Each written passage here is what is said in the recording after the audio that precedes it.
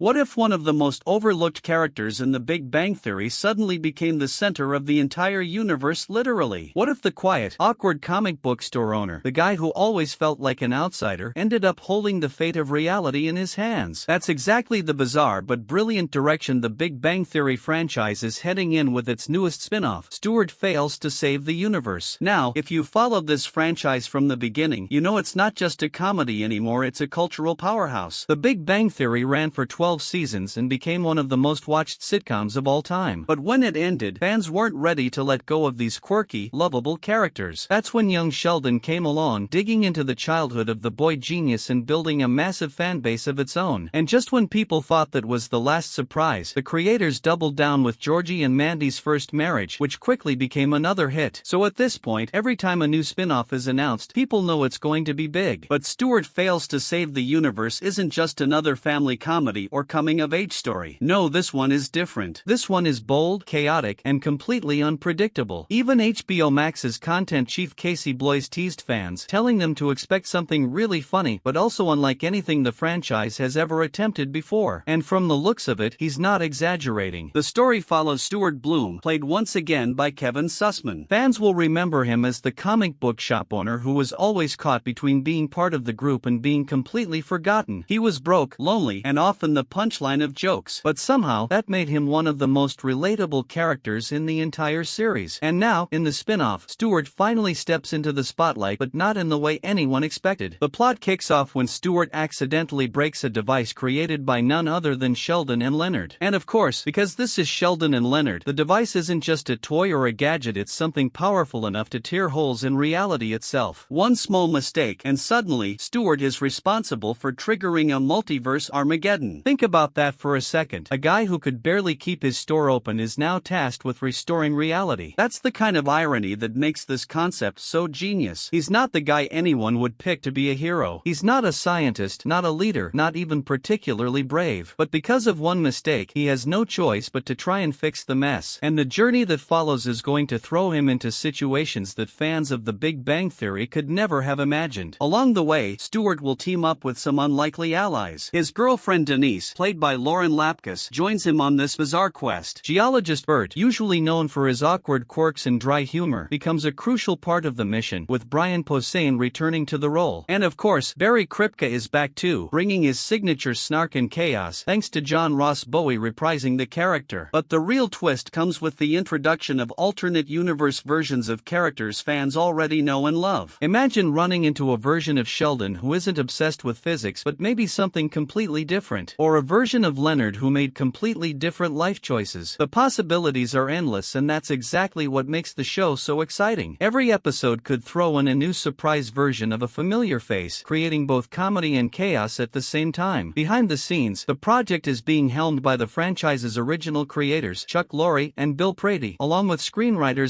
Penn. Now, if that name sounds familiar, it's because Penn is the mind behind massive sci-fi blockbusters like Ready Player One and Free Guy. That tells you everything you need to know about the scale of this project. This isn't just going to be a sitcom with a laugh track, it's going to blend comedy with big-budget science fiction. Chuck Lorre even admitted he's stepping way outside his comfort zone for this. He joked that in his career, a big production usually meant two people sitting on a couch having coffee. But with this show, he's diving into CGI, special effects, and a storyline that feels closer to a Marvel movie than a traditional sitcom. He wanted to create something that the characters from The Big Bang Theory themselves would have loved, argued about, and maybe even hated. In other words, it's the kind of show Sheldon, Leonard, Howard, and Raj would have obsessed over inside the universe of the original series.